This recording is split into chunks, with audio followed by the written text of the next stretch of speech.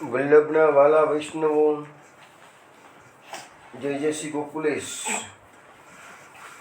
વૈષ્ણવો, સત્સંગમાં ગઈકાલે આપણે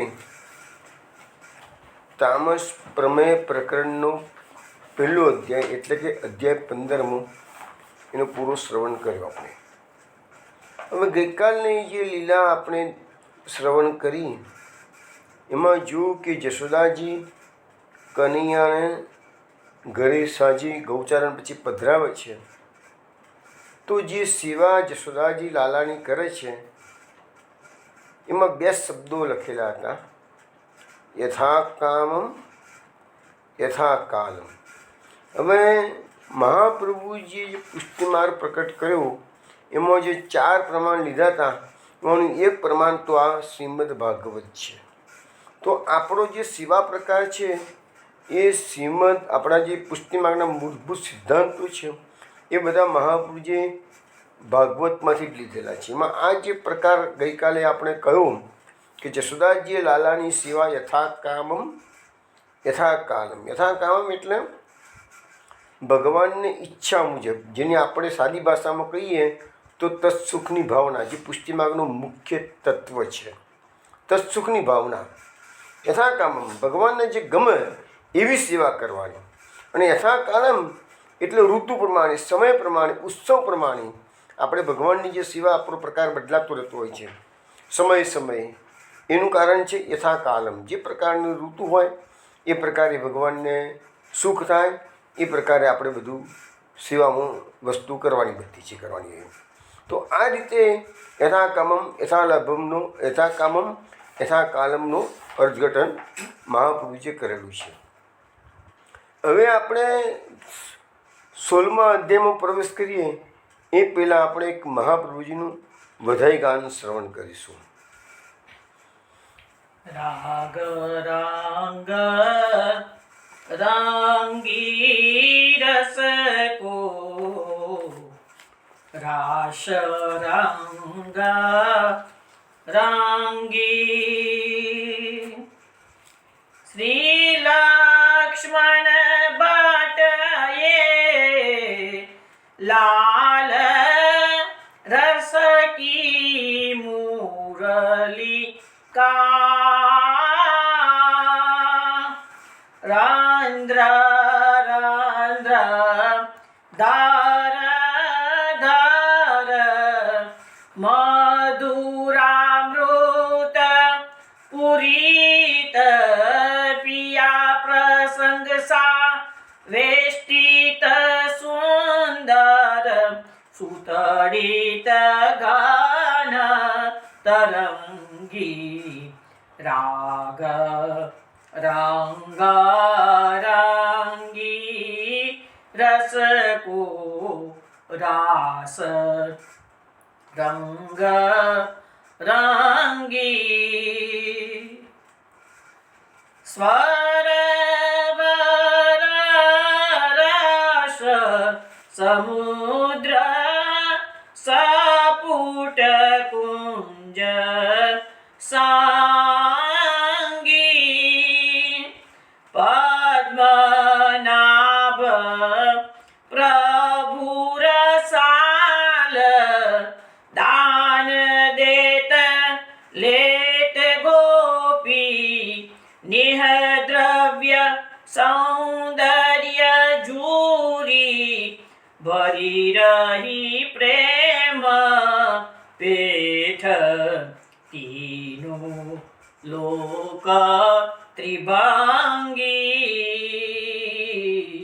राग रंग रंगी रस को रास रंग रंगी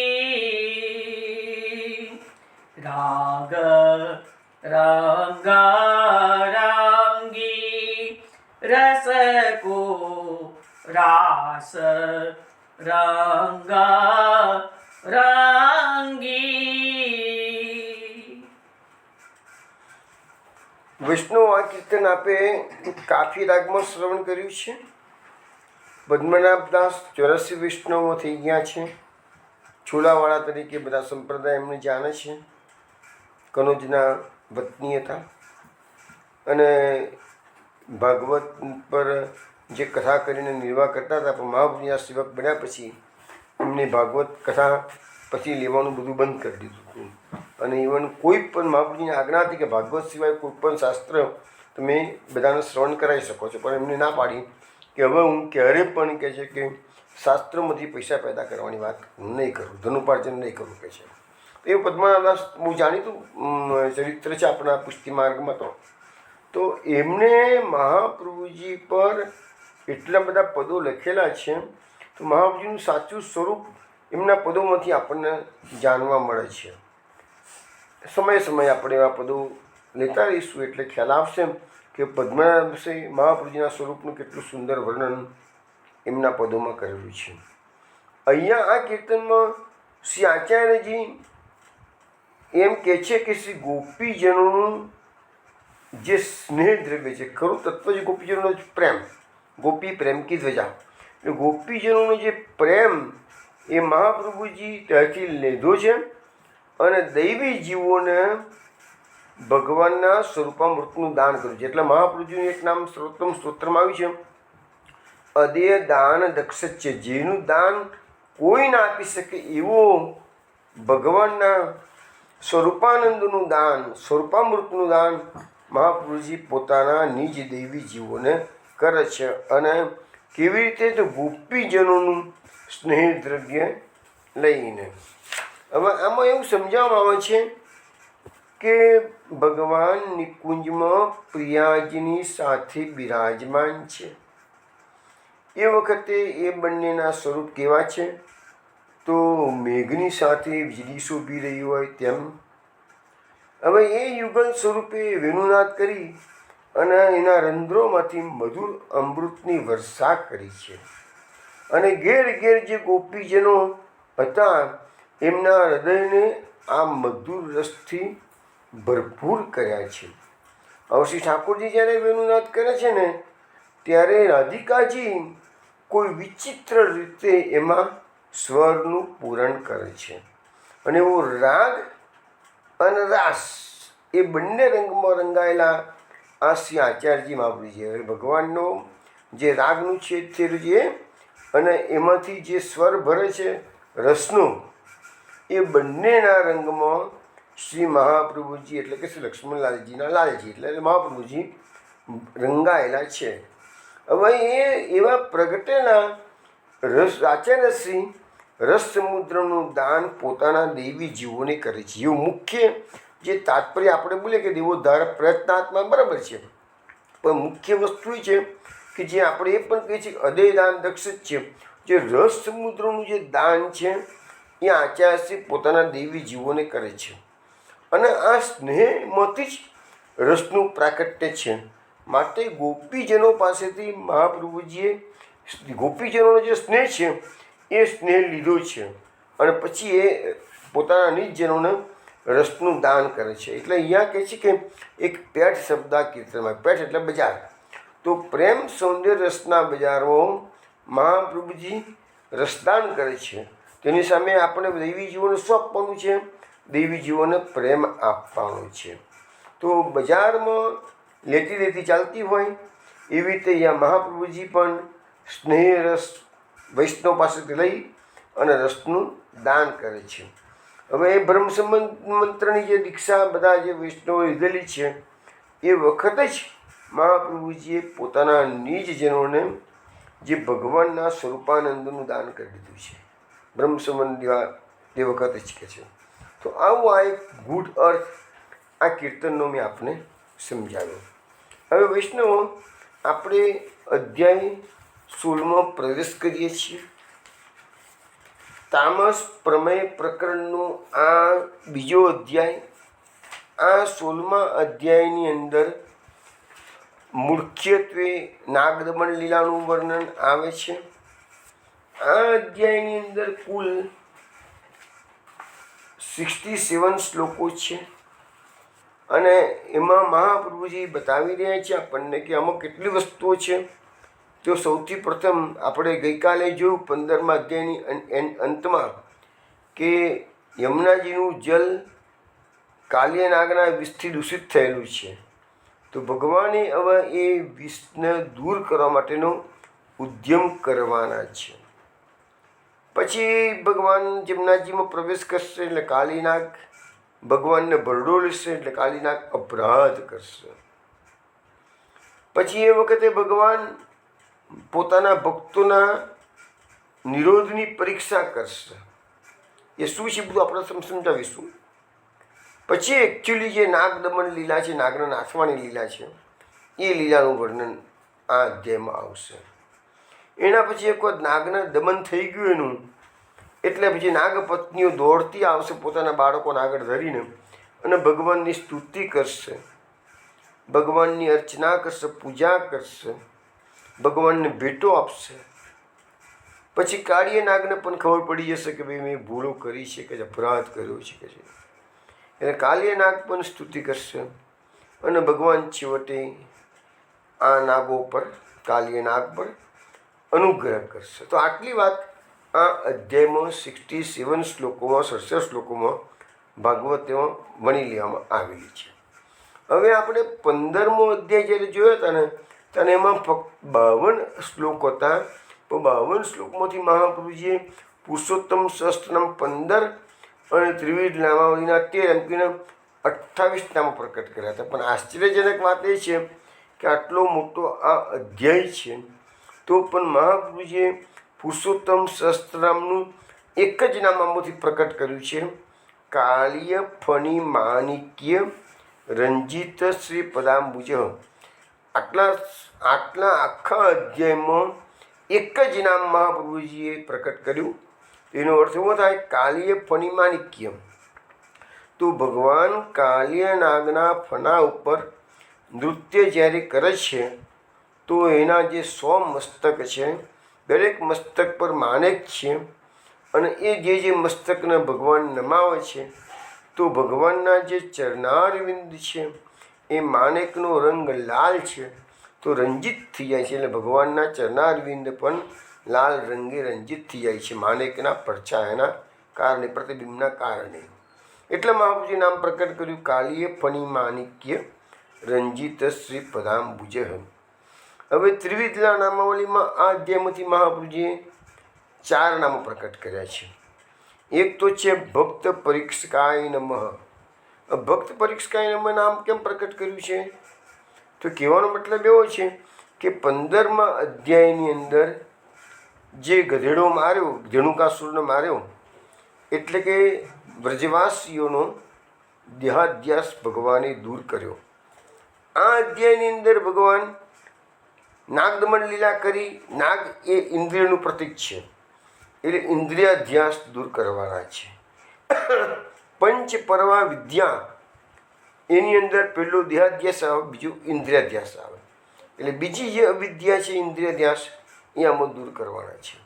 ભગવાને આ તામસ પ્રમેય પ્રકરણમાં મધ્યમ નિરોધનું દાન કર્યું છે.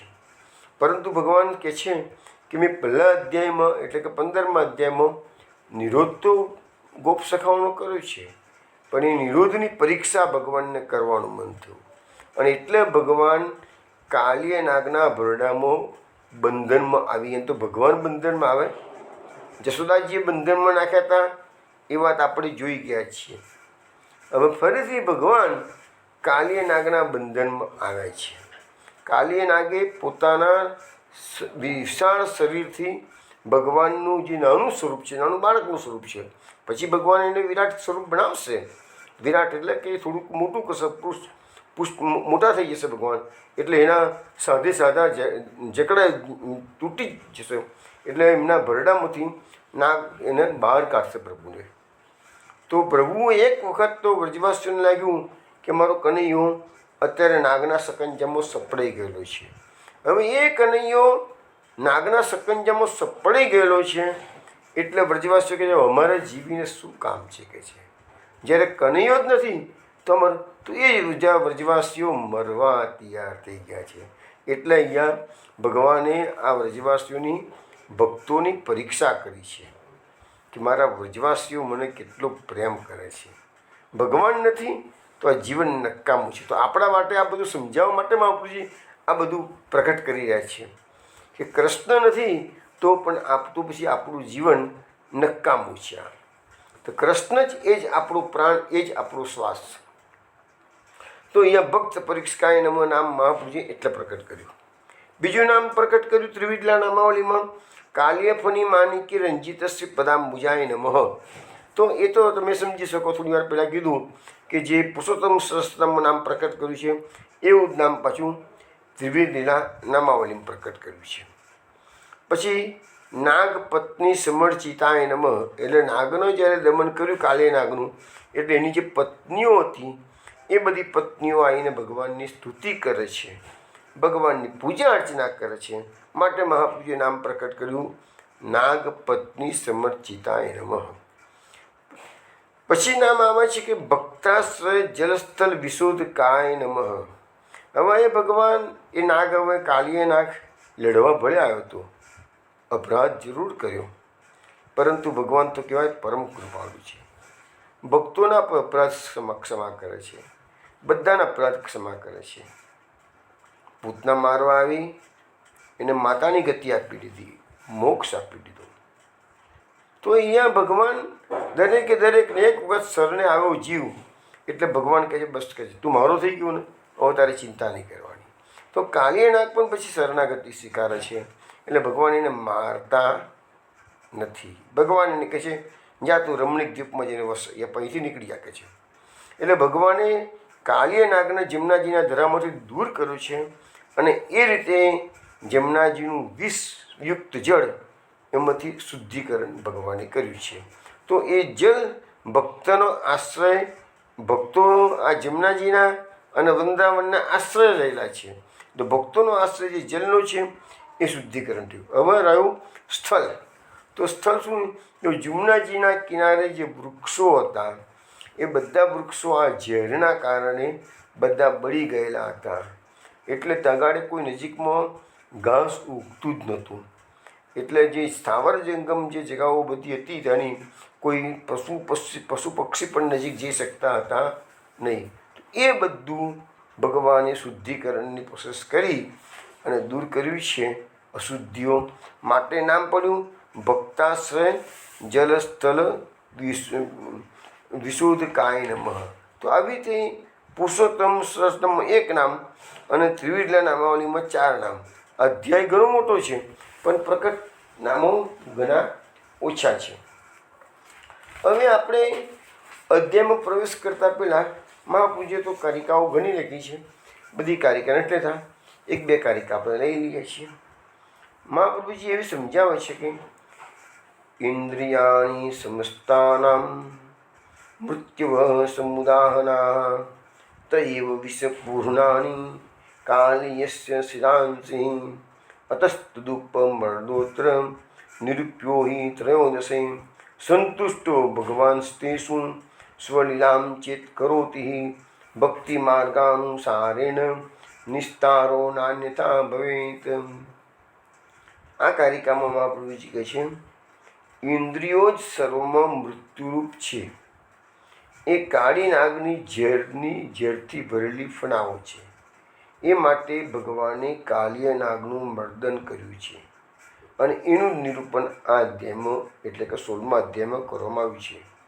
લખે છે મહાપ્રભુજી કે સંતુષ્ટ ભગવાન જ્યારે એમની ભક્તિ માર્ગાનુસાર સ્વયં લીલા કરે છે ત્યારે જ એમનો સંસારમાંથી છુટકારો થાય છે. એટલે આપણી જે મેઇન તકલીફ ક્યાં છે કે આપણી ઇન્દ્રિયો એ વિષયો તરફ ખેંચાયા કરે છે.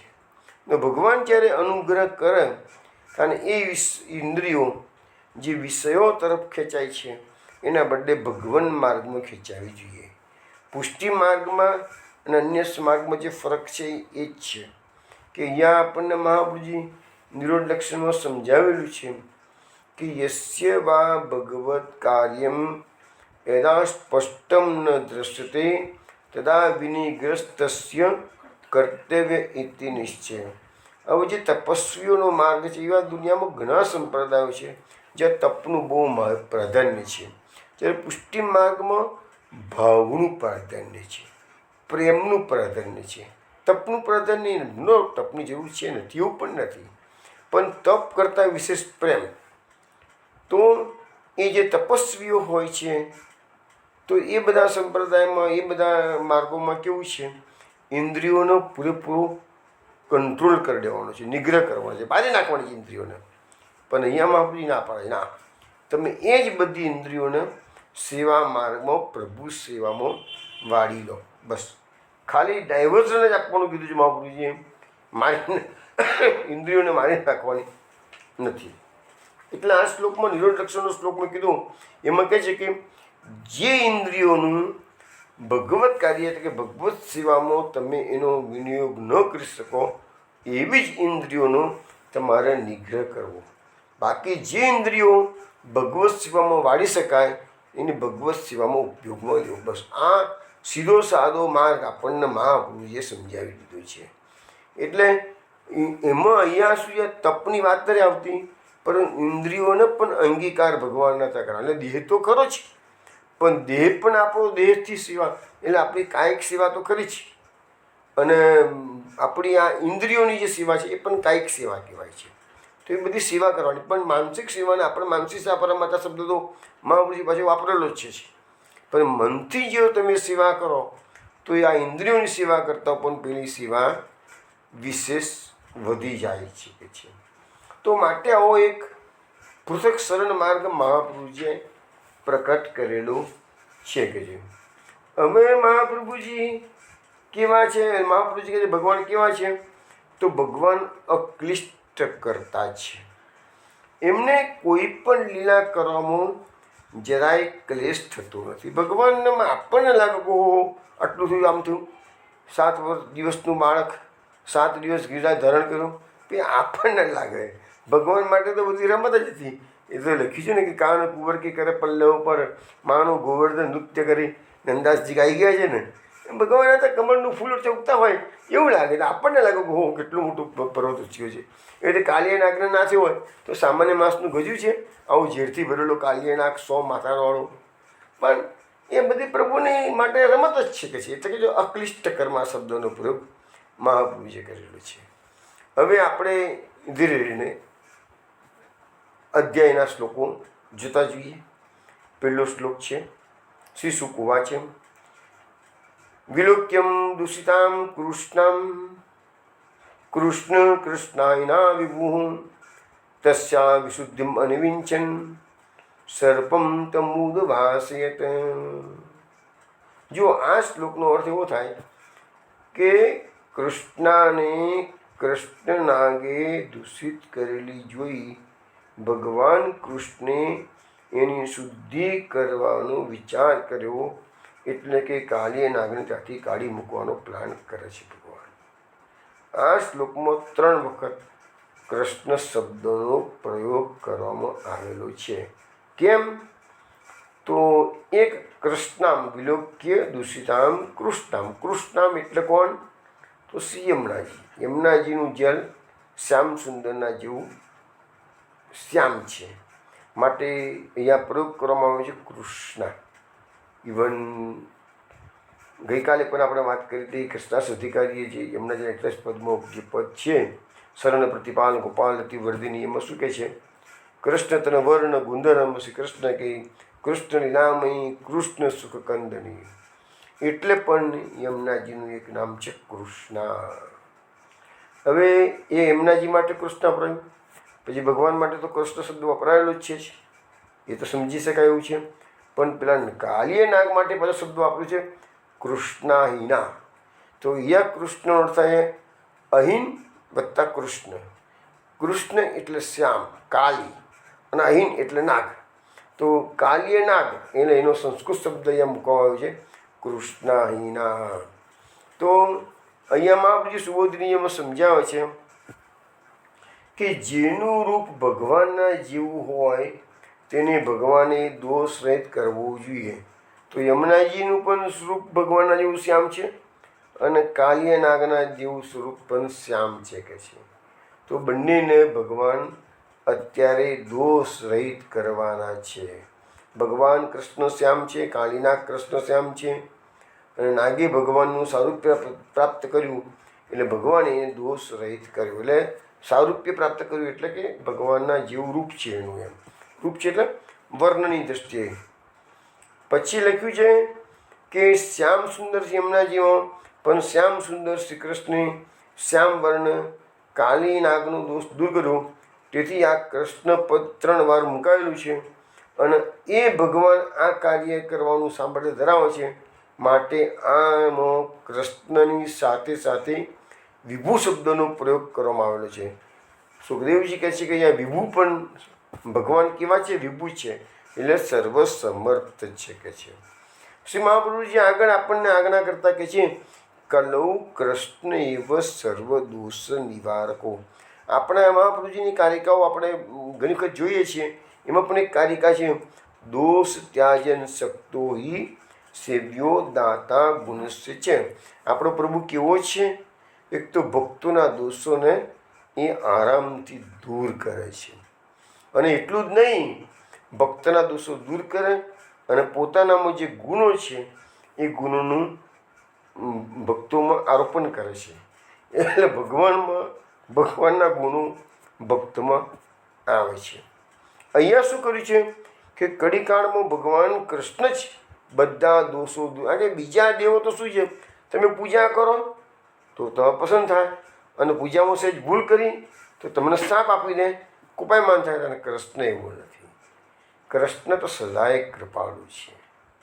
કંબા દયાલુ શરણમ ભજે. એવો કૃષ્ણ છોડીને કોની શરણે જવું? કારણ કે દોષોથી જીવ તો દોષોથી ભરેલો છે, અને આ દોષોથી ભરેલો જીવ એ કૃષ્ણ જ અંગીકાર કરે એવા જીવન. બેટા તું ભલે જેવો છું તેવો પણ આવ્યો છે ને મારી પાસે, બસ હવે ચિંતા નહીં કરવાની. શરણાગત થઈ ગયો ને મારું, બસ બેસી જા બાજુમાં, ચિંતા ના કરી શકો. હું બેઠું છું અહીંયા. તમે જુઓ, જેટલા કોઈ પણ દેવને પ્રોબ્લેમ થયા હોય, છેવટે તો બધાને કૃષ્ણ પાસે પહોંચવું જ પડે છે, અને કૃષ્ણ જ એનો રસ્તો કરી આપે છે. ભાગવતમાં શંકર ભગવાનની વાત આવશે કે પેલું વૃકાસુર નામનો રાક્ષસ પાર્વતીને પડાઈ જવા માટે શંકર ભગવાનનું જ પેલું વરદાન અને માથે હાથ મૂકવા તૈયાર થઈ ગયેલો હતો. શંકર ભગવાન બધે ફરી વળ્યા, પણ કોઈએ એમને રસ્તો બતાવ્યો નહીં કે આ અસુરને નાશ કેવી રીતે કરી શકાય. છેવટે કૃષ્ણની શરણાગતિ લીધી, શંકર ભગવાનને, અને એ અસુરને ભગવાન, એ તો ઠીક છે, બધી કથા આપણે જોઈશું એ વખતે, પણ એ અસુરને પછી ભગવાન બાળીને ભસ્મ કરે છે. એવું દુર્વાસાનું ચરિત્ર તમે જુઓ. અમરીશ રાજાને પર એને કૃત્યા છોડી દીધી. ભગવાનનું સુદર્શન ચક્ર અમરીશ રાજાનું રક્ષણ કરતું હતું, અને એને પછી તરત જ કૃત્યાને મારી નાખી, અને એ સુદર્શન ચક્ર દુર્વાસાની પાસે પડ્યું છે. દુર્વાસા ચરણે લોકોમાં ભટક્યા છે, બધે જ બધા દેવો પાસે ગયા છે, બધાએ ના પડી. કૃષ્ણનું સુદર્શન ચક્ર અમે તેને નહીં બચાવી શકીએ, તારે કૃષ્ણની પાસે જ જવું પડશે. અને એ વખતે કૃષ્ણ એની ના પાડે છે કે હું અસમર્થ છું, તારે દુર્વાસા, તારે અમરીશ પાસે જ જવું પડશે. તો આવા દોષથી ભરેલા જીવો બી કૃષ્ણની પાસે આવે છે ને, તો કૃષ્ણ એના રસ્તા કાઢી આપે છે. એટલે આપણો પરમ કૃપાળુ કૃષ્ણ જે છે ને, એ ભક્તોના દોષોની સામે જોતો નથી. ફક્ત એક જ કન્ડિશન મૂકવામાં આવેલી છે, તે છે શરણાગતિની. તો અહીંયા લખ્યું છે કે ઇન્દ્રિયો, ભગવાન સર્વની ઇન્દ્રિયો પર નૃત્ય કરે તો ઇન્દ્રિયો કરેલા અપરાધ ભગવાન સહન કરે છે અને અપરાધોનું નિવારણ થાય છે. એટલે અહીંયા ઇન્દ્રિયો પર નૃત્ય, કાળીય નાગના માથા પર પના પર નૃત્ય કર્યું, એવી રીતે આપણી ઇન્દ્રિયો પર નૃત્ય કરવાની વાત આપણે કરીએ છીએ. એટલે શું છે કે આપણી ઇન્દ્રિયો કૃષ્ણ સેવામાં અર્પિત કરી દેવાની છે. હવે એના પછીનો બીજો શ્લોક છે. કથમ અંતર્જલે ગાધેન ગુરુનાથ ભગવાનીમ સવૈ બહુયુગાવા સંયથા સિદ્ધ વિપ્રકથિતામ બ્રહ્મન ભગવતસ્તસ્ય ભૂમ્ન સ્વચ્છંદવર્તિન ગોપાલુદાર ચરિત્રમ કસ્તૃપ્યતામૃતમ જૂષણ. પરીક્ષિત રાજા પૂછે છે કે હે વિપ્ર, ભગવાને ઊંડા પાણીની અંદર આ નાગને કેવી રીતે પકડ્યો અને તે ઘણા યુગોથી તે રેથાન કરીને કેમ રહેતો હતો તે મને કહો. બે પ્રશ્નો પૂછ્યા છે. કારણ કે વ્યાપક ભગવાન સ્વતંત્ર લીલાઓ કરે છે. ગોપાલની એ ઉદાર લીલાના અમૃતનું પાન કરતાં કોઈને સંતોષ થતો નથી. પરીક્ષિત રાજા અહીંયા 2 પ્રકારના પ્રશ્નો પૂછ્યા છે. સૌથી પહેલો એ કે આ ભગવાનનું સ્વરૂપ કેવું છે? નાના બાળકનું સ્વરૂપ છે. અને કાલિય નાગ આટલો ભયાનક હતો, અને એ પાછું જમનાજીના ઠેઠ ઊંડા ધરામાં રહેતો હતો. તો ભગવાન તો ઘડી ક્યાંથી પહોંચી ગયા? કેવી રીતે એને પકડ્યો? એમ જિજ્ઞાસા વૃત્તિથી પ્રશ્ન 2 રીતે પૂછાય, જિજ્ઞાસાથી અને શંકાથી. એ શંકાથી નથી, જિજ્ઞાસાથી પ્રશ્ન પૂછ્યો છે. અને બીજું, આ કાલિય નાગ આખા વિશ્વની અંદર બધું જ છોડી આ જમનાજીના ધરામાં, કારણ કે એ લોકોનો સર્પલોક તો પાતાળમાં આવેલો છે. આપણે ભાગવતમાં બધું આવે છે કે બધા એ લોકો સર્પલોક છે નીચે. મહાભારતની સિરિયલ જે લોકો જોઈએ એને બી ખબર હશે કે જ્યારે ભીમને ઝેર આપવામાં આવ્યું, લાડુ ખવડાયા છે અથવા તો ખીરમાં ઝેર આપવામાં આવ્યું હતું, તો ભીમને બાંધી અને નદીમાં નાખી દીધું છે, ગંગાજીમાં. તો ભીમ ઠેઠ નીચે નદીમાં નીચે ગયો છે, પાતાળ લોકમાં, એટલે સર્પલોકમાં. તે વખતે સર્પો એનું જે ઝેર એને આપેલું હતું એ ઝેર ઉતારે છે અને તગાડે એને પછી આપણે પાન કરાવે છે, અને એના કારણે એને 10,000 હાથીનું બળ આવી જાય છે. તો એ સર્પલોક પણ નીચે છે. એ વસ્તુ મહાભારતની સિરિયલમાં પણ આપણને જોવા મળી છે. તો એનો લોક છોડી અને જમનાજીના ધર્મો કેમ આવી ગયો આ કાલિય નાગ રહેવા માટે? એવો પ્રશ્ન અહીંયા પૂછવામાં આવેલો છે. હવે પરીક્ષિત રાજા કહે છે કે ભગવાન સ્વતંત્ર લીલાઓ કરે છે. ભગવાનને તો જે લીલા કરવી હોય એ લીલા કરી શકે. ભગવાનને કોઈ કિનાર નથી, ને ભગવાનની દરેક લીલાની પાછળ કોઈક ને કોઈક રહસ્ય તો હોય છે જ. પણ પરીક્ષિત રાજા કહે છે કે ગોપાળની એ ઉદાર લીલાના અમૃતનું પાન કરતાં કોઈને સંતોષ થતો નથી. ભગવાનના ચરિત્રો કેવા છે? કોઈને તૃપ્તિ થતી નથી. એવા એના ચરિત્રો છે. હવે અહીંયા મહાપ્રભુજી સુબોધરીજીમાં જણાવે છે કે ભગવાન સ્વચ્છંદ વર્તિનઃ, એટલે કે સ્વતંત્ર એટલે કોઈની પરવા વિનાના છે. પોતાની લીલા કરવા માટે પોતે ફ્રી છે, સ્વતંત્ર છે. કોઈને પૂછવાની જરૂર નથી ભગવાનને હું આ લીલા કરું કે ના કરું. વળી તે ગોપાલ છે, અને લૌકિક પુરુષો એમનામાં બુદ્ધિ રાખે તેવો પ્રયત્ન કરતા હશે, પરંતુ ભગવાનનું ચેતું દાખલ ગોપાલ છે, એટલે ગોપાલ નાનું બાળક છે. તો નાનું બાળક થઈને આટલા મોટા મોટા કાર્યો કર્યા છે, એટલે લોકોને શંકાઓ જાય કે આવું કેવું થતું શકે છે. પણ એ તો આપણે ગઈકાલે પણ જોયું હતું ને કે જે પ્રભુનું લક્ષ્મીજી એના ચરણોની સેવા કરે છે એ જ પ્રભુ વ્રજમંડળમાં નાના બાળકનું ગોપાલનું રૂપ ધારણ કરીને આવે છે, ગોવાળિયાનું રૂપ ધારણ કરીને આવે છે. પરંતુ એ નાનકડા બાળકનું પ્રાકૃત રૂપ ભલે ભગવાને ધારણ કરેલું છે, પરંતુ એનું જે ઈષ્ટનું સામર્થ્ય છે એ લઈને આવેલા છે. સામર્થ્યહીન ગોવાળીઓ નથી. કૃષ્ણ ગોવાળીઓ ચોક્કસ, પણ સામર્થ્યહીન નથી. બીજા બધા ગોવાળિયાના બાળકો સામર્થ્યહીન હોય એવું એ લૌકિક બાળક જરૂર છે, પણ એ સામર્થ્યહીન નથી. એ પોતાનું સ્વતંત્ર જે શક્તિઓ છે બધી એ લઈને પ્રભુ પધારેલા છે. તો અહીંયા એ ભગવાનનું જે ચરિત્ર છે એ ઘણું ઉદાર છે, અને કોઈ જીવ આ પુરુષાર્થ પ્રાપ્ત કરવા યોગ્ય છે કે નહીં તેનો વિચાર કર્યા વિના સર્વ પુરુષાર્થોનું દાન કરે છે. હવે પુરુષાર્થો તો બધાને જરૂર છે કે છે, એટલે કહે છે કે આ ચરિત્ર સર્વથા શ્રવણ કરવું જોઈએ, કારણ કે એમનું આ ચરિત્ર શ્રવણ કરવાથી ફાયદો શું છે? તો આ ચરિત્ર અમૃત સમાન છે. લખ્યું છે ને કશ તૃપ્યતા મૃતમ જુષણ, એટલે અમૃત સમાન છે. અમૃત એટલે શું કરે છે કે સર્વ દોષ નાશક અને મૃત્યુ નિવારક છે. ભગવાનની કથા કેવી છે? સર્વ દોષ નાશક, દોષો બધા દૂર કરી આપે ભગવાનની કથાથી, અને મૃત્યુનું નિવારણ કરે છે કે છે. અને અમૃતનું સેવન કરનાર જીવને કદી અમૃતથી તૃપ્તિ થતી જ નથી કે છે. તો પછી કહે છે કે કોઈ અમૃતનું પાન કરતાં ધરાતું નથી. તો પરીક્ષિત રાજા કહે છે કે ભગવાનની લીલાના અમૃતનું પાન કરતાં હું પણ ધરાતું નથી. તો પછી મને આ આખી કથા વિસ્તારથી કહો કે છે. તો શ્રી સુખદેવજી કહે છે સારું, ચલો તને વિસ્તારથી વાત કરું કે છે.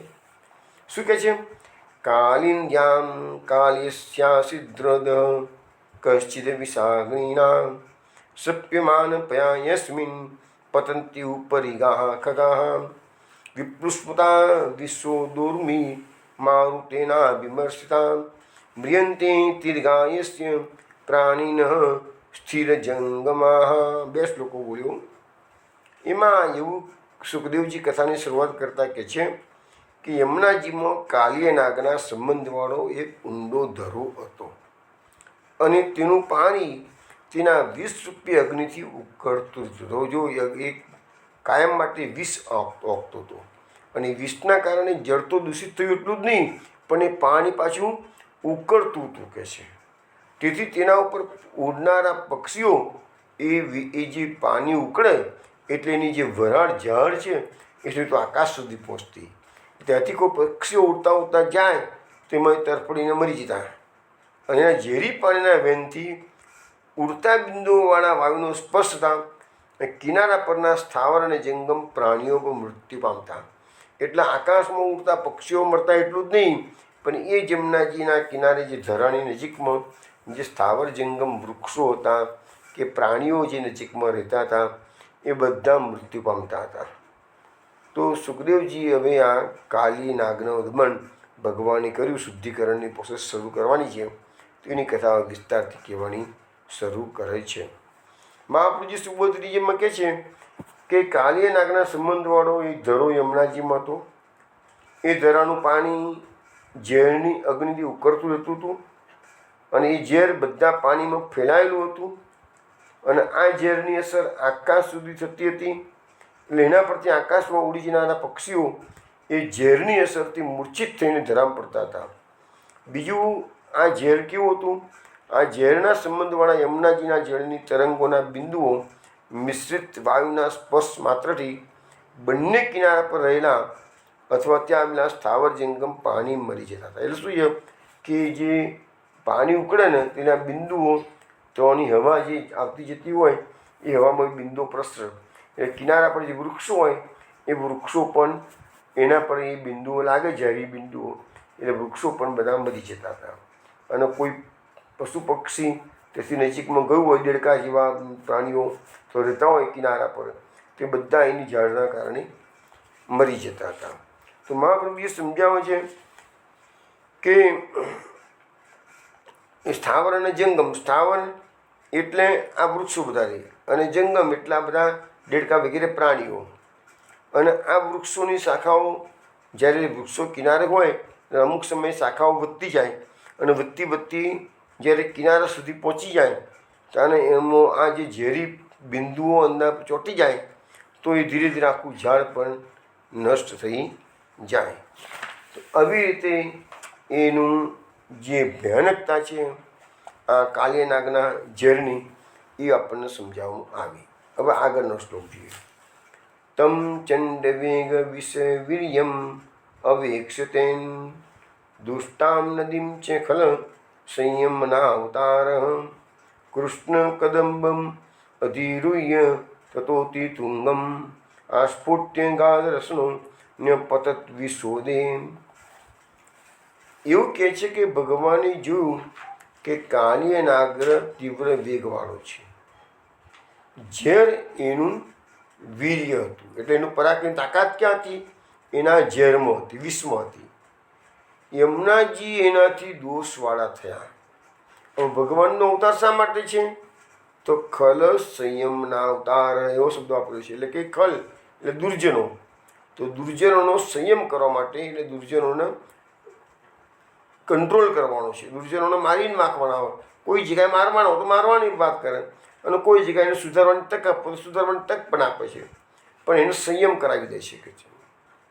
એટલે કૃષ્ણ બહુ ઊંચા કદમના ઝાડ પર ચડ્યા, કચ્છ મજબૂત બાંધે, એટલે પોતાના જે પિતાંબર વગેરે વસ્ત્ર ધારણ કરેલા એ બધા મજબૂત બાંધી દીધા. લડવા જવાનું હોય કંસના અખાડામાં ત્યારે ભગવાન મલ્લકાછનો શૃંગાર ધારણ કરશે. તો ભગવાન એવી રીતે જ્યારે જ્યારે કોઈ અસુરને મારવાનું હોય ત્યારે પિતાંબર કેડે કાઠું બાંધી દે છે. તો કચ્છ મજબૂત બાંધ્યો, બાહુઓ પર તાલ ઠોક્યો અને ત્યાંથી ઝેરયુક્ત પાણીમાં કૂદકો માર્યો. આ શ્લોકમાં આપણને આટલું સમજાવવામાં આવ્યું છે. હવે મહાપ્રભુ સુભદ્રીજીમાં કહે છે કે આ કાલિયનાગ કેવો હતો, તો શબ્દ વાપર્યું છે ચંડ વેગમ, તીવ્ર વેગવાળો હતો. એટલે એ ભલે ધરામાં હતો પણ એની ગતિ એ તેને ઉપર આવતો કે વાર ના લાગે, નીચે ઊંડા ધરામાં હતો, કારણ કે એનો વેગ અતિ તીવ્ર હતો. પછી શબ્દ આવે છે વિષવીર્ય, એનું જે પરાક્રમ હતું એના ઝેરમાં હતું કે છે. એટલે મહાપ્રભુજી લખે છે કે જે દેવતાની એની ઉપાસના કરી હતી તે દેવતા એને પ્રત્યક્ષ હાજર હતા, એટલે એનું ઝેર અસર કરી જતું હતું કે છે. એટલે એને આવા કાલિયનાગે એના પરાક્રમના કારણે ભગવાનનું પણ અતિક્રમણ કર્યું, ભગવાનની પણ પરવા ના કરી. કારણ કે એમાં વાંક કોઈનું નથી, કારણ કે એ ભગવાનને અત્યારે ભગવાન તરીકે જોતો નહોતો ને. જ્યારે ભગવાન જમનાજીના ધરામાં કૂદી પડ્યા ત્યાં નાનું બાળક જ દેખાય છે એને ક્યાં ખબર છે કે જગતનો નાથ મારા સામે લડવા આવ્યો છે, હિંમત જ ના કરે તે લડવાની. એટલે એને ભગવાનનું અતિક્રમણ કર્યું. હવે તેના વીર્યના વિષના વીર્યથી નદી દૂષિત થઈ ગઈ છે. એમાં નદીનો દોષ નથી, હોય યમુનાજીનો પણ દોષ નથી, કારણ કે કાલિયના ગામ છે. માટે દુસંગના પ્રભાવથી સજ્જન પણ ઘણી વખત દુર્જન બની જાય છે. એનું આ ઉદાહરણ કહી શકાય. એટલે કે છે કે આદિદૈવિક ઝેરથી દોષવાળી થયેલી નદીને દેવાદિદેવ કૃષ્ણ સિવાય બીજું કોઈ પણ શુદ્ધ કરવા શક્તિમાન. હવે યમુનાજીનું આ જે વિષ છે, ઝેર છે, એ કહે છે કે આપણા દેવાદિદેવ શ્રી કૃષ્ણ સિવાય કોઈ એને શુદ્ધિકરણ કરી શકે એવું શક્યતા નથી. એ આજે પણ એ જ પોઝિશન છે. આજે પણ યમુનાજી એટલી દૂષિત છે. પણ કૃષ્ણનું પ્રાકટ્ય થાય તો આ પ્રશ્ન સોલ્વ થાય. બાકી અત્યારે તો દેખાતું નથી કે કોઈ આ પ્રશ્નોનું નિરાકરણ લાવી શકે છે. હવે આ શ્લોકમાં બીજો પણ એક વાત કરવામાં આવેલી છે કે ભગવાનનો અવતાર શા માટે છે, તો ખલ સંયમના અવતાર. ખલ એટલે કે દુર્જનનો સંયમ કરવા માટે પ્રભુએ અવતાર લે છે. કાર્યના ખલ છે, માટે તેને સંયમ કરવો એ ભગવાનના અવતારનો એક હેતુ છે. હવે છે ભગવાને ગીતાની અંદર પણ કહેલું છે કે યદા યદા હિ ધર્મસ્ય ગ્લાનિર્ભવતિ ભારત અભ્યુત્થાનમ અધર્મસ્ય તદાત્મનં સૃજામ્યહં પરિત્રાણાય સાધૂનાં વિનાશાય ચ દુષ્કૃતાં ધર્મ સંસ્થાપનાર્થાય સંભવામિ યુગે યુગે. ભગવાને અવતાર લેવાનું મુખ્ય કારણ ગીતાજીના 4થો અધ્યાય છે ને એમાં આપણને સમજાવી દીધું છે. એ સિવાય શ્રીમદ ભાગવતમાં કુંતા સ્તુતિ આપણે બહુ શાંતિથી બધા શ્લોકો જોયા છે. એમાં પણ ભગવાનના અવતારનું કારણ બતાવવામાં આવેલું છે. એ સિવાય પણ બ્રહ્માજીની સ્તુતિ આપણે જોઈ થોડા વખત પહેલાં, આની સ્તુતિ આપણે જોઈ, યમલાર્જુનની સ્તુતિ પણ જોઈ. દરેકે દરેક સ્તુતિમાં ભગવાનના અવતારનું કારણ આપવામાં આવ્યું છે. પણ જે મુખ્ય કાર્ય ભલે અહીંયા લખ્યું છે ખલ સંયમના અવતાર, પણ મુખ્ય જે કાર્ય જે ભગવાનના અવતારનું એ છે કે પોતે એક લીલા કથાઓ ઊભી કરી અને કળિયુગના જીવોનું અવલંબન પૂરું પાડ્યું છે. કળિયુગના જીવોનું પોષણ થશે કેવી રીતે? આ કૃષ્ણ કથા ન હોત તો કળિયુગમાં જીવ જાત ક્યાં?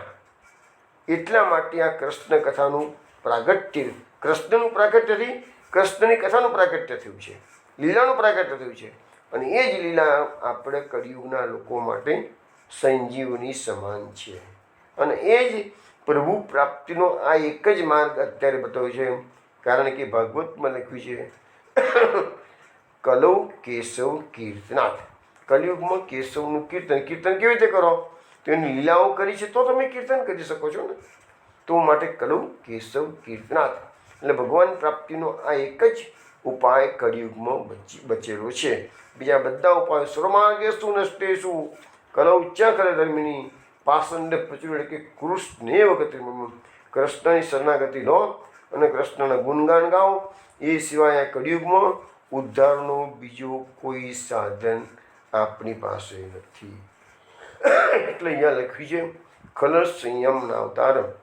તો ખલ એ બીજાને ઉપદ્રવ કરનારો, અને તેને સંયમ રાખવો એટલે કે નિયમ રાખવો એટલે ભગવાન 2 તક આપે છે.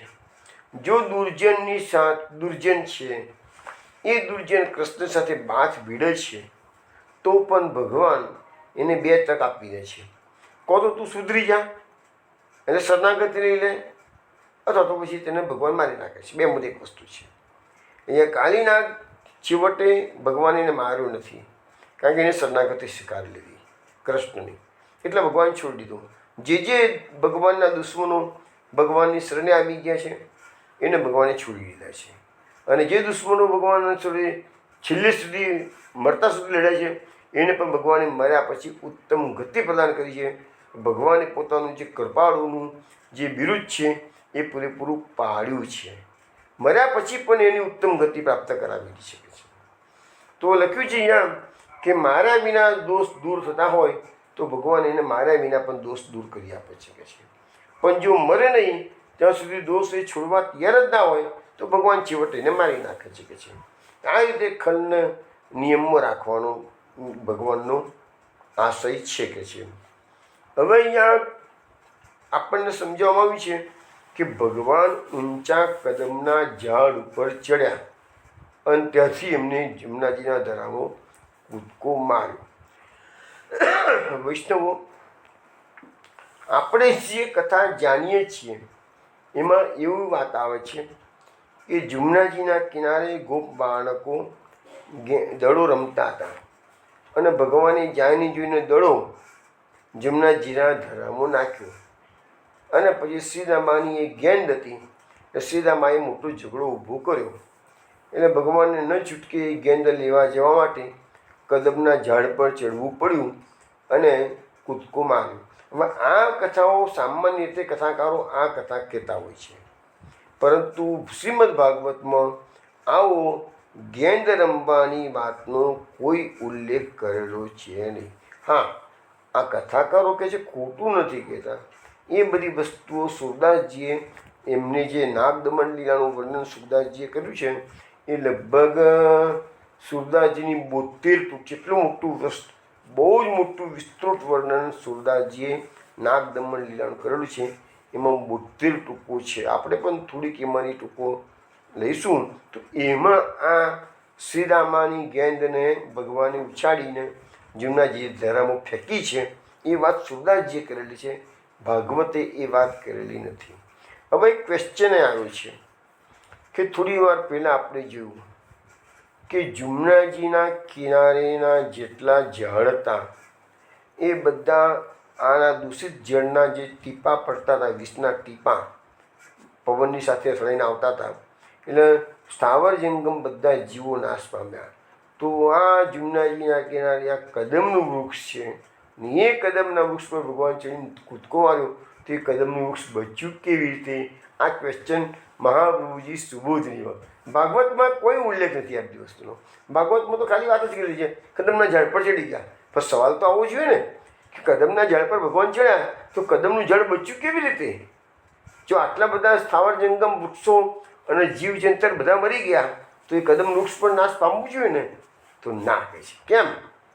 તો પહેલાં અહીંયા મહાપુરુષ સુબોધજીએ લખ્યું છે કે આ વૃક્ષ ભગવાને ગરુડજીના રહેવા માટે બનાવ્યું હતું અને તેથી ઊંચું છે, અને ગરુડ આ વૃક્ષ પર આવીને બેસતો અને કાલિય નાગને બહાર નીકળવાની રાહ જોતો, જેથી બહાર નીકળે ત્યારે એને મારી નાખે.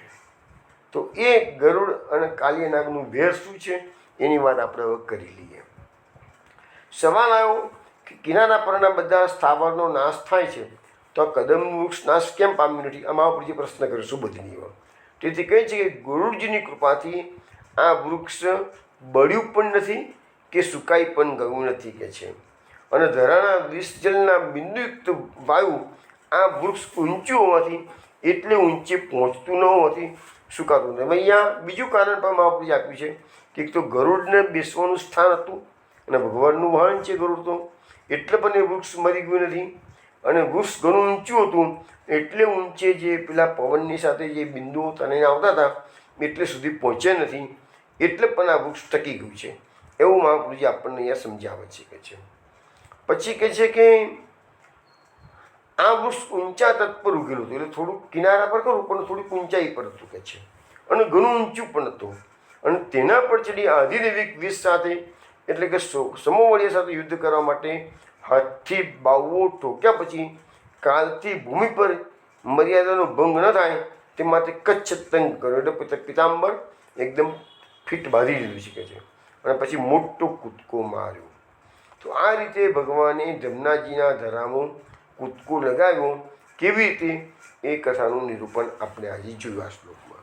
હવે થોડીક વાર પહેલાં મેં આપને કહ્યું કે ગરુડજીને બેસવાનું સ્થાન આ કદમનું ઝાડ હતું, એ વાત તો સાચી છે, પરંતુ પુરાણમાં પર્ટિક્યુલરલી ગર્ગ સંહિતામાં થોડીક કથા જુદા પ્રકારની છે, એ હું તમને કહું છું.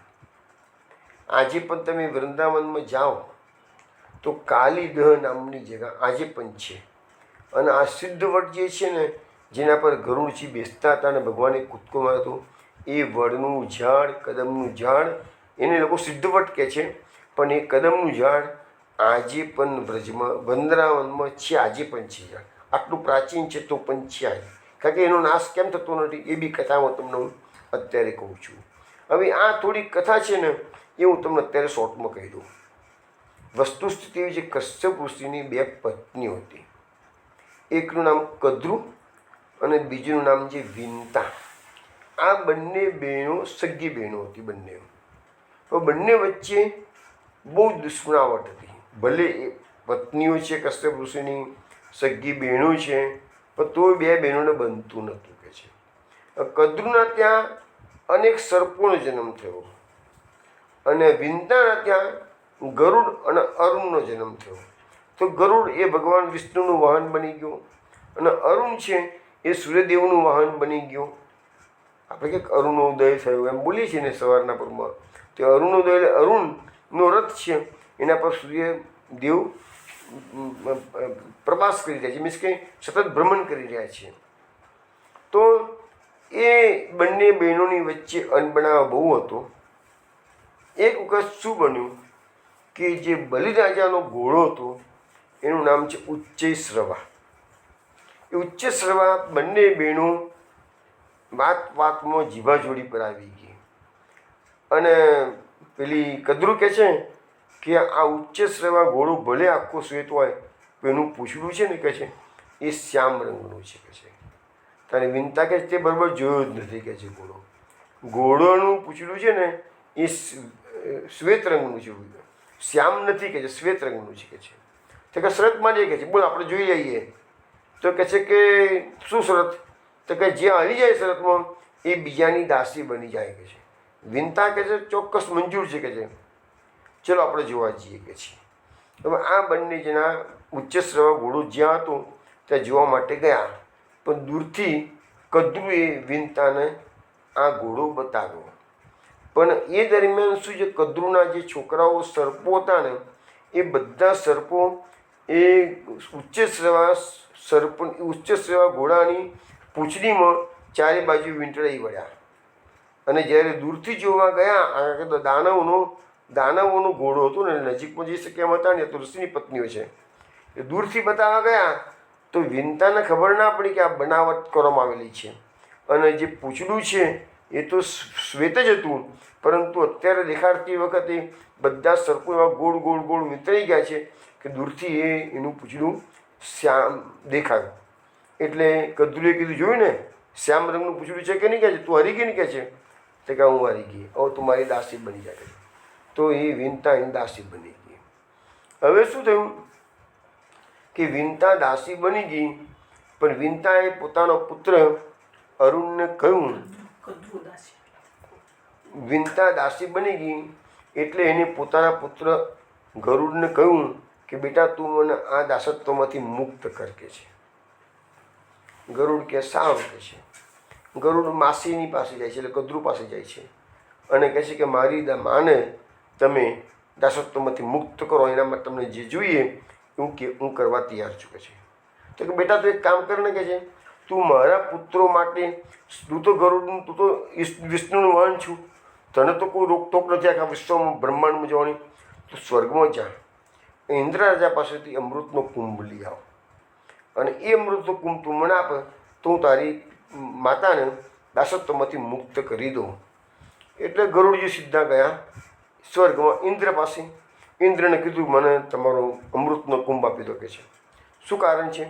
તો કારણ બતાવ્યું. ઇન્દ્ર રાજા કે સારું છે, કારણ કે ગમે તેમ વિષ્ણુનું વાહન છે, ઇન્દ્રની પાસે તાકાત નથી ના પાડી શકાય. એટલે હા પાડી.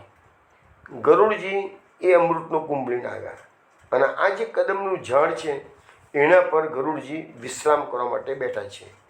અને એ વિશ્રામ દરમિયાન એ અમૃતના કુંભમાંથી થોડા ટીપા આ ઝાડ પર પડી ગયા, માટે આ ઝાડ અમર થઈ ગયું, વૃક્ષ અમર થઈ ગયું. અને એનું આ કાલિય નાગનો વિષ્ણુ પ્રભાવ એ ઝાડ પર પડતો નથી. એનું કારણ ગર્ગ સંહિતામાં આપવામાં આવેલું છે. એટલે અહીંયા મહાપુરુષે સુબોધજીને બતાવ્યું છે એ એમનું એંગલ એ છે કે એ ગરુડને બેસવાની જગ્યા હતી માટે અમર થઈ ગયું હતું. પણ ગર્ગ સંહિતા પ્રમાણે જોવા જઈએ તો એમાં અમૃતના ટીપા પડેલા છે એટલે અમર થઈ ગયેલું છે. પછી એ અમૃતનો કુંભ એને કદ્રુને આપી દીધો. કદ્રુએ તરત જ કીધું કે જ્યાં તારી માતાને હું દાસત્વમાંથી મુક્ત કરું છું. કદ્રુએ પોતાના છોકરાઓ સર્પોને બોલાયા, ચલો બધા દીકરાઓ બેસી જાઓ પંગતમાં, બધા ચલો અમૃત પી લો કે છે, તમે બધા અમર થઈ જશો કે છે. એટલે પેલા છોકરાઓ બધા સર્પો કહે છે માં અમે છે ને પહેલાં ગંગા સ્નાન કરીએ કે છે, પછી પવિત્ર થઈને અમે અમૃતનું આચમન કરીએ ને તો એની અસર સારી થાય કે છે. સારું બેટા જલ્દી જાઓ, તમે ગંગાજીમાં સ્નાન કરીને આવો. અને બધા કદ્રુના પુત્રો સર્પો ગંગાજીમાં સ્નાન કરવા ગયા અને પેલા ઇન્દ્રને ખ્યાલ આવી ગયો કે મારા ગરુડનું કામ પતી ગયું છે, એની માતા દાસત્વમાંથી મુક્ત થઈ ગઈ છે. એટલે પેલી કદ્રુની પાસે ઇન્દ્ર આવ્યો અને પેલો અમૃતનો કુંભ લઈને પાછો સ્વર્ગમાં જતો રહ્યો. અને અહીંયા કદ્રુના પુત્રો રહેવાણીમાં કોરા થયા, કોઈને અમૃત પીવા મળ્યું નહીં. એમણે ઇન્દ્ર રાજા જતો રહ્યો. એની કન્ડિશન તો એને લઈ આપવાની કીધેલી ને. ગરુડ જોડે કન્ડિશન શું હતી કે ઇન્દ્ર અમૃત લઈ આપ, તો લઈ આપ્યું. પણ અમૃતને એ લોકો સાચવી શક્યા નહીં. ઇન્દ્ર લઈને જતો રહ્યો પાછું કે છે. પણ બિનતાને દાસત્વમાંથી મુક્ત કરી. આવી બધી કથાઓ ગર્ગ સંહિતામાં આપવામાં આવેલી છે કે છે. અને એવી રીતે હવે શું થયું કે બીજો એક પ્રસંગ એવો પણ છે કે આ બંને જે દુશ્મનામતો હતી છે એ લોકોની, એટલે ગરુડીએ શું કર્યું પછી આ કદ્રુના પુત્રો જે સર્પો હતા ને એને આડેધડ ખાવા મળ્યા. કારણ ગરુડનું તમને કહે રામાયણમાં તમે જોશો ને તો જ્યારે રાવણનો પુત્ર ઇન્દ્રજીત ભગવાન રામને નાગ પાસો બાંધે છે ત્યારે ગરુડને બોલાવવામાં આવે છે. આ રામાયણની સિરિયલમાં આવે છે આ બધું. તો નાગ પાસમાં બંધાય ભગવાન એટલે રામચંદ્ર છે, તો એને છોડાવવાનું કામ કોણ કરે છે? ગરુડજી પોતે આવે છે. કારણ ગરુડનો આહાર સર્પો છે એટલે એ સર્પો ખાવા લાગે. એટલે બધા સર્પો ભેગા થઈ અને બ્રહ્માજીને ફરિયાદ કરી. અને બ્રહ્માજીએ કીધું કે સારું કહે છે હું ગરુડને કહું છું તને દર અમાવસ્યાના દિવસે એક સર્પનો આહાર અને અમુક વસ્તુ આહારમાં તને મળી શકે છે, પણ તારે અમાવસ્યા સિવાય સર્પોને ખાવાના નહીં. અને એ પણ સર્પોના દરેક કુટુંબોમાંથી વારા કરેલા હોય એ પ્રકારે તમારા દરેક કુટુંબે દરેક અમાવસ્યાએ એક સર્પને તગાડી બલિ આપવાનું કહે છે. ગરુડ એગ્રી થઈ ગયો છે. પછી એને ગરુડે આડેધડ સર્પો ખાવાનું બંધ કર્યું. પણ જ્યારે કાલિય નાગના કુટુંબનો સવાલ આવ્યો કે જ્યારે એનો અમાવસ્યાના દિવસે વારો આવ્યો તો કાલિય નાગ હતો ને એને 100, બીજા બધા સર્પોને એક માથા હોય, જ્યારે કાલિય નાગને 100 માથા હતા. એટલે કાલિય નાગ હતો હું તો આટલું બળવાન છું કે છે, તો હું શું કરા ગરુડને મારો ભાગ આપું કે છે, હું ગરુડ સાથે લડી લઈશ કે છે. એટલે એને ગરુડ જોયું જ્યારે એને બલિ આપવાનો વારો આવ્યો, ગરુડ બલિ ખાવા માટે આવ્યું, તો કાલિય નાગે કીધું કે તારા માટે જેટલું બધું હું લઈને આવ્યો હતું ને એ બધું હું જ ખાઈ ગયો છું, હું તને કશું નહીં આપું જા કે છે, તારે થાય કરી લે કે છે. એટલે ગરુડે કાલિય નાગને મારવા માંડ્યો. અને કાલિય નાગમાં ગમેલું તાકાત હતું પણ ગરુડને આગળ એનું ચાલ્યું નહીં જોર. એટલે છેવટે ગરુડ ભાગ્યો છે આ ગરુડના ભયથી. કાલિય નાગ ભાગ્યો છે ગરુડના ભયથી. પણ લખે છે કે અનેક લોકોમાં ગયા શરણે તો કે જ્યાં ભગવાન વિષ્ણુનું વાહન છે ગરુડ, એટલે એના સકંજામાંથી અમે તેને નહીં બચાવી શકીએ. પછી છેવટે એ કાલિય નાગના મોટા ભાઈ કોણ છે? શેષનાગ. શેષનાગનું 1000 ફના છે અને વિષ્ણુનું એ આસન છે. ભગવાને ગરુડ તો એનું વાહન છે તો શેષનાગીનું આસન છે. તો એ શેષનાગ પાસે કાલિયા નાગ પહોંચે છે. તો મને બચાવો મોટા ભાઈ તમે, કહે છે. આમ મને ગરુડ મારી જ શકે છે. તો કહે છે તને રસ્તો બતાવું છું, તું સીધું જતો રહે જમનાજી વૃંદાવનમાં અને તો કાલી હદમાં જતો રહે. તો અગાડી જે ધરો છે ને એ ધરામાં ગરુડ આવી શકતો નથી, કહે છે. કારણ કે એને સૌભરી ઋષિનો શાપ છે, કહે છે. એટલે તું તારું પ્રોટેક્શન તું સુખી રીતે આગળ રહે, કહે છે. એટલે સીધો કાલે નાખ્યો ત્યાંથી અને સીધો એ આ જમનાજીના ધરામાં આવી અને અંદર ભરાઈ ગયો છે, કહે છે. હવે બહાર આવતો નથી. બહાર આવે તો બહુ કિનારા પર આવવાની, કિનારા પર તો ગરુડની તાકાત નથી આવવાની, કારણ કે સૌભરી ઋષિએ એને સાપ આપેલો છે. હવે સાપ શેનો આપેલો છે, કેવો આપેલો છે, એ બધું પછી 17મા અધ્યાયમાં ભાગવતમાં આપેલું છે. એ સાપની વાત 17મા અધ્યાયમાં ભાગવતમાં આવશે છે. એટલે એ વખતે આપણે સર્પ શું સાપ હતો ગરુડજીને એ વાત આપણે એ વખતે કરીશું. અને અત્યારે આપણી આ જે લીલા છે, ભગવાને અંદર કૂદકો માર્યો છે અને કાલી નાગ આવતીકાલે ભગવાનને અત્યારે ભગવાનને જમનાજીમાં કૂદકો માર્યો છે. બસ આપણે હજુ કાલી નાગના સકંજામાં ભગવાન અત્યારે ફસાતા નથી. કાલે ભગવાનને એ કાલે નાગ ભગવાનનો ભરડો લેશે. તે વખતે વ્રજવાસીઓની શું હાલત થાય છે એ બધી વાતો કાલે રાત્રે 8 વાગે સત્સંગમાં આપણે કરીશું. ત્યાં સુધીમાં જય શ્રી ગોકુલેશ. જય શ્રી ગોકુલેશ. જય શ્રી ગોકુલેશ.